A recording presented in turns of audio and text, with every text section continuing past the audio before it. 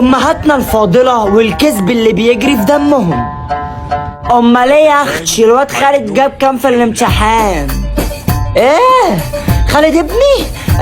خالد ابني جاب 99%. 99 ما شاء الله ما شاء الله يا ابن الدحيحة. السلام عليكم. ايه ده يا خالتي انت هنا؟ عاملة يا خالتي؟ كويسة يا حبيب خالتك. انا قول لي يا خلودة انت جبت كام في الامتحان؟ ايه يا خالته؟ كام يا امي كام؟ 99 90. نعم يا حبيبي. 92. كام يا بابا؟ 95. يا واد علي صوتك يا واد، بقول لك 99. 99 يا خالتي، جبت 99. 99 ما همك قالت لي كده. الحمد لله.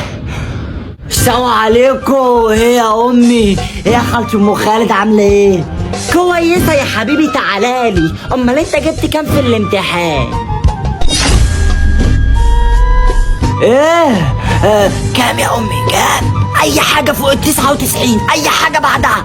مفيش فوق ال 99 غير ال100 اقول اني قفلت. لا طبعا مفيش حد بيقفل. بقول لك ايه، من الاخر انا ابني جايب 70%، وانا اصلا ابني عايد السنه. طب يلا بقى نغرف الاكل. يلا يا حبيبتي ملناش الا بعض والله.